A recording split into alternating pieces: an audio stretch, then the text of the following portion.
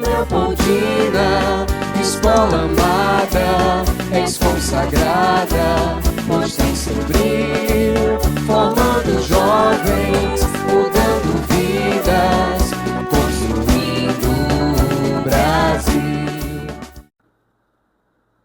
Uma prova possui 10 questões de múltipla escolha, cada uma com 5 alternativas, sendo apenas uma correta.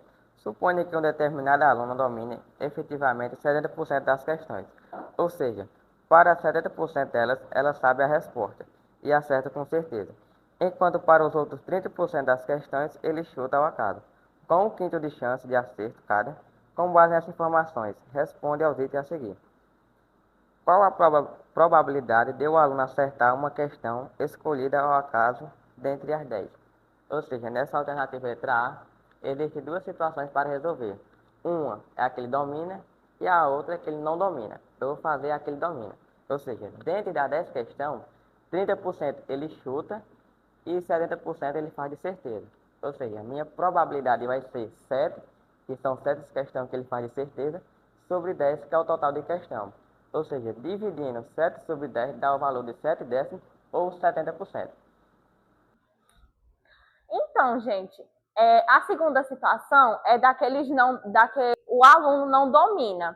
Ou seja, vai ser o P, que é a quantidade de acertos, que é denominada de 3 sobre 10 avos, vezes 1/5, que é a alternativa certa entre 5 alternativas, que a gente simplificando dá 3/50, que também pode ser em forma decimal 0,06 ou de 6%.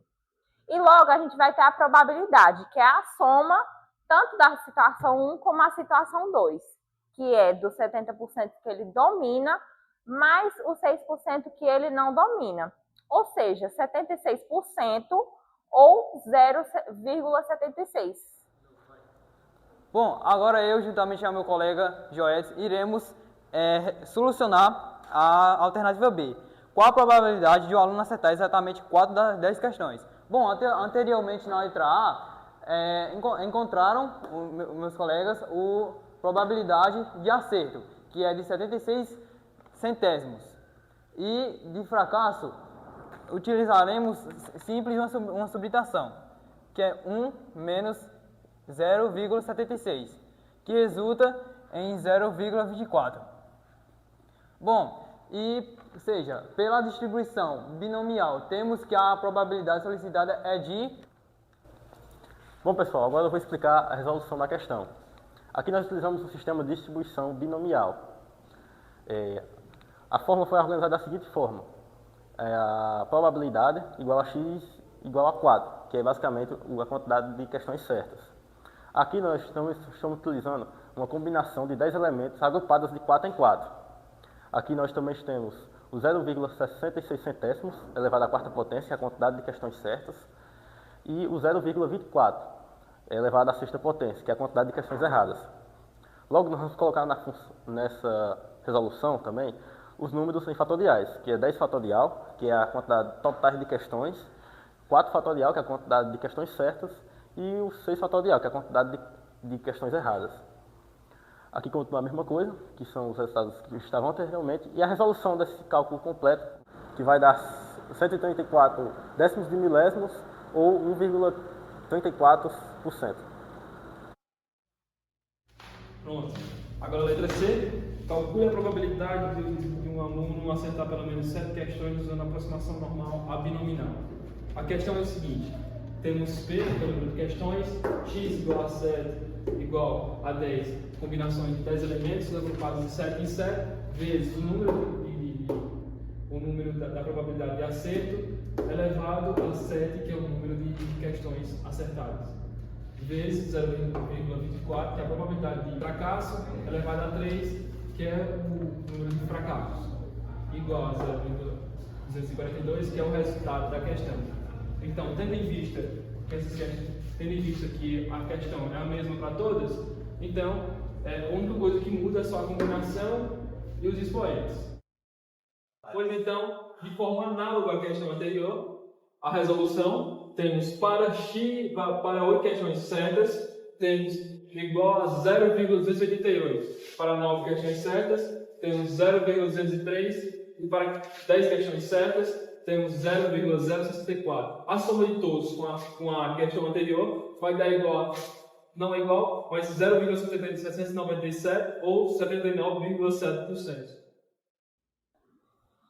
Bom, e essa foi a resolução do método binomial. Agora vamos analisar as condições para o método normal. Para as condições para a distribuição normal, nós temos duas possibilidades. A primeira é o n vezes p maior ou igual a 5. E a segunda, n vezes q, tem que ser maior ou igual a 5. Quem vai ser o p e o q? O p e o q vai ser a possibilidade de acertos, o p, e o q a de erros, que é 0,66 e 0,24. O n vai ser o número de questões, que são 10 questões. Quando colocamos na fórmula, o primeiro método ele é favorável. Por quê? Porque 10 vezes 0,76 é igual a 7,6. 7,6 é maior do que 5. No segundo, quando colocamos o n vezes q, não é favorável. Por quê? Porque quando colocamos 10 vezes 0,24, dá 2,4. 2,4 é menor do que 5. Então, a segunda condição não é favorável. Bom, mesmo a segunda condição não tendo sido favorável, a gente ainda consegue calcular uma aproximação usando os seguintes passos. O primeiro é a aplicação do fator de correção de 0,5. O px maior ou igual a 7 menos o 0,5, que a gente vai obter o valor de px maior ou igual a 6,5. O próximo passo vai ser a formação do gráfico, que vamos deixar a seguir. E o próximo passo vai ser o valor do score z. Como é calculado o valor do score z? Z é igual a x menos a média, que a média é dado por n vezes p, n sendo igual ao número de questões e o p a probabilidade de acertos, sobre o sigma, que vai ser dado pela raiz quadrada da variância. Fazendo o cálculo, vai dar igual a menos 0,810. O z vai ser igual ao menos 810, menos 0,810, que quando a gente coloca na tabela de normalização, a gente vê que todos os valores aqui são positivos. Mas, por causa da similaridade, a gente consegue fazer o valor. O 0,8 e o 1. Se a gente ligar aqui no gráfico, 0,8 e 1, a gente obtém o 0,2910. O próximo passo vai ser pegar o 0,2910 e somar com o 0,5. Quarto passo vai ser 0,2910 mais 0,5. Diante disso, a gente obtém um valor de 0,7910 ou 79,1%.